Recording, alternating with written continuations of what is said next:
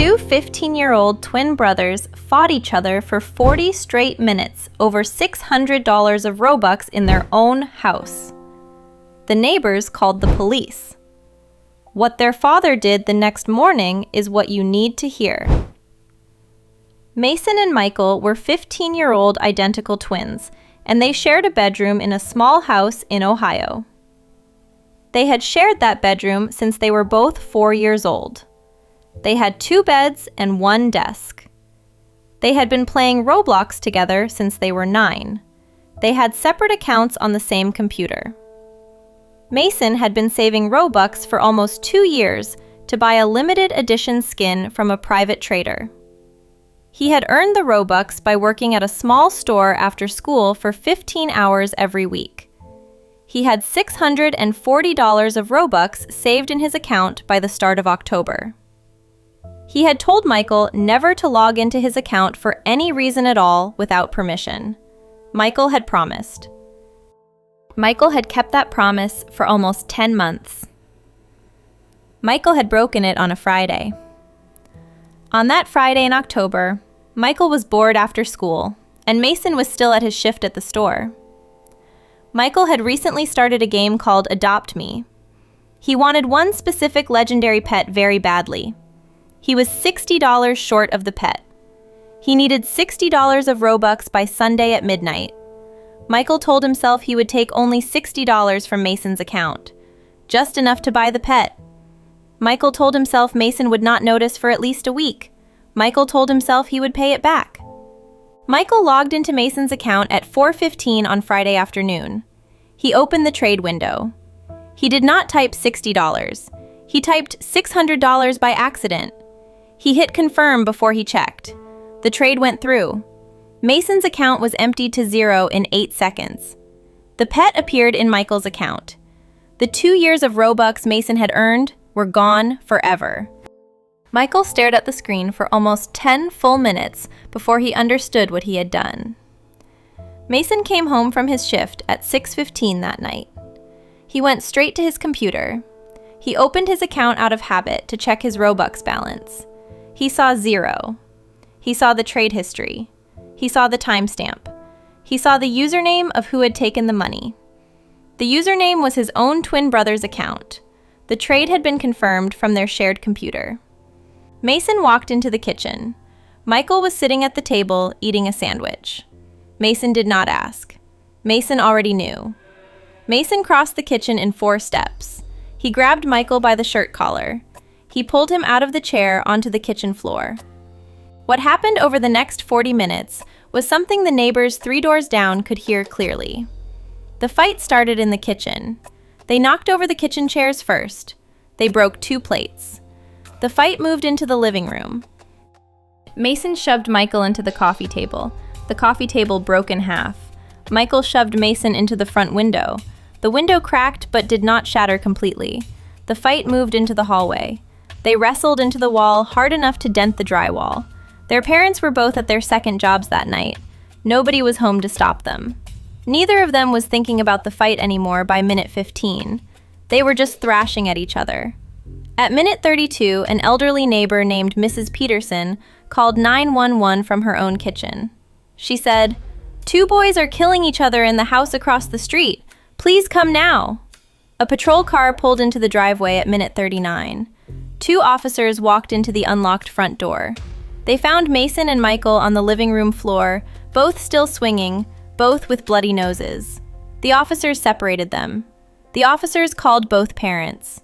The officers called for a second car for both boys. That was the part of the night nobody in their family ever spoke about the same way again. Mason and Michael spent that Friday night in separate cells at the local juvenile detention center. They were not charged with anything serious. They were held for disorderly conduct and property damage. Their parents arrived at the detention center at 1 in the morning. Their father did not speak the whole drive. Their mother cried in the front passenger seat for almost the entire 40 minutes home. Their father took both boys home at 1:15. Their father told them to sleep in separate rooms. The boys could not sleep. They sat in their own rooms, staring at the ceiling for the rest of the night. In the morning, their father woke them both up at 6 o'clock. He did not say good morning. He told them to pack a duffel bag each. He told them they would not be going home for 30 days. He did not tell them where they were going. He just put both bags in the back of the car. He drove them 3 hours northeast into the mountains without speaking the whole way there. He pulled into a gravel parking lot at 9 o'clock in front of a building with a military flag outside. The sign on the building said the name of a wilderness discipline program for at-risk teenagers. Their father signed paperwork at the front desk for almost an hour. He paid for 30 days in cash. He did not hug either of his sons when he left. He did not say goodbye to them. He just got back in the car and drove 3 hours back home alone, by himself. The instructor who came out to meet the twins was a former Marine named Sergeant Davies. Sergeant Davies looked at both of them for almost a full minute before he said anything at all. Then he said, "You two will not speak to each other for 14 days. After that, we will see." What Sergeant Davies did on the 15th day was the part of this story that changed both brothers forever. For the first 14 days at the camp, Mason and Michael were not allowed to speak to each other. They slept in different cabins, they ate at different tables, they did chores at opposite ends of the property. Mason hated every minute of the camp. Michael hated every minute of it too. But on the 14th night, both of them realized they had stopped being angry at each other. They were just tired, and lonely, and missing the only person who actually knew what their life felt like. On the 15th morning, Sergeant Davies gathered both brothers at the dock of a small mountain lake. He pointed at a wooden raft floating in the middle of the lake. The raft was almost a quarter-mile out. He said the rules were simple. They would swim out to the raft together, they would climb on together, they would paddle the raft back to the dock with 2 short oars he was holding in his hands.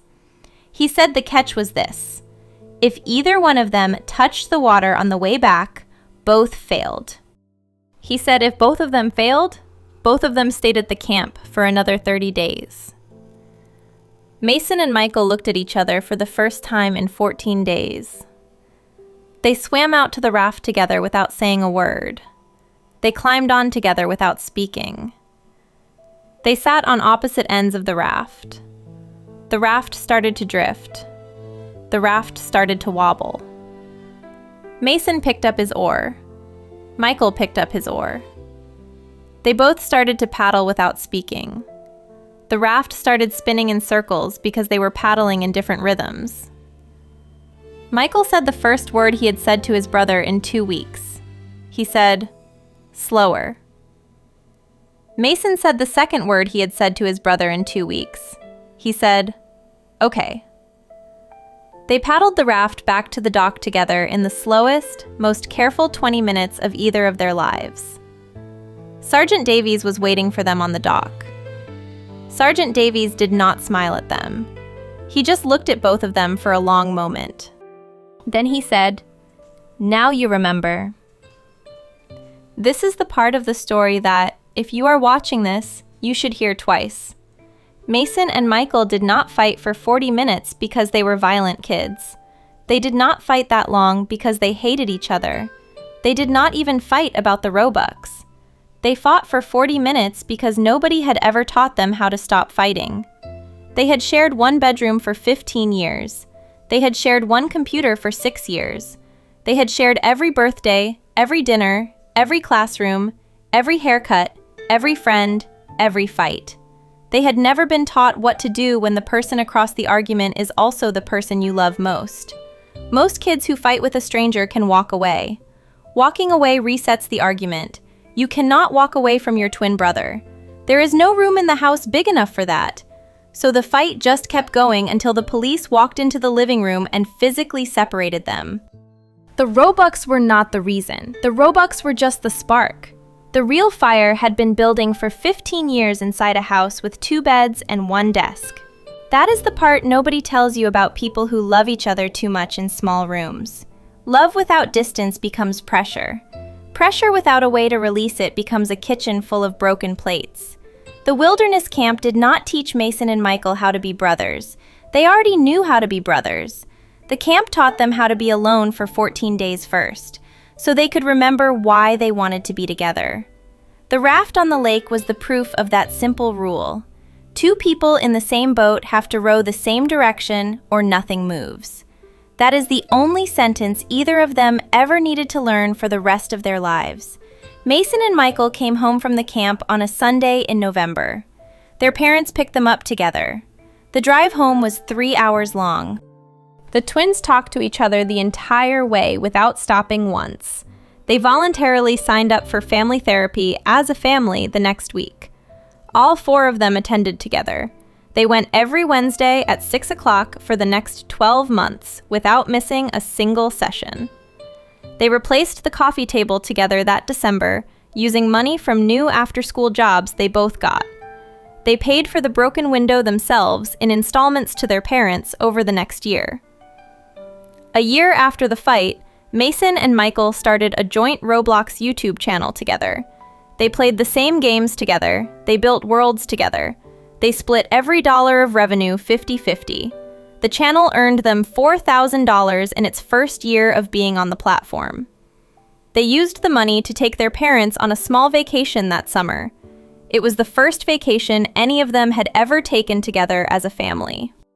If you are watching this, here's what Mason and Michael learned the hardest possible way.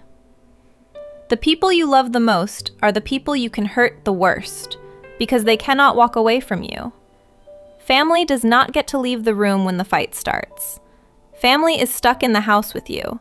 That means you have to learn something most people never have to learn at all. You have to learn how to stop fighting before somebody else has to stop the fight for you. If you are in a fight with a sibling that has gone on too long, walk into a different room. Not because they are right, not because you are wrong, just because the room is too small tonight. The second thing Mason and Michael learned is the harder one to admit out loud as 15-year-old boys. 2 people in the same boat have to row the same direction, or nothing moves at all. That is the rule for a raft. That is the rule for a family, too. It is the rule for any room with 2 beds and 1 desk and 1 shared computer. You do not have to like the person on the other end of the oar. You just have to remember which way the dock is, and you have to start rowing. Have you ever fought with a sibling so hard it scared you? Tell me below. If you watched till the end, like and subscribe so you don't miss new stories. See you next time!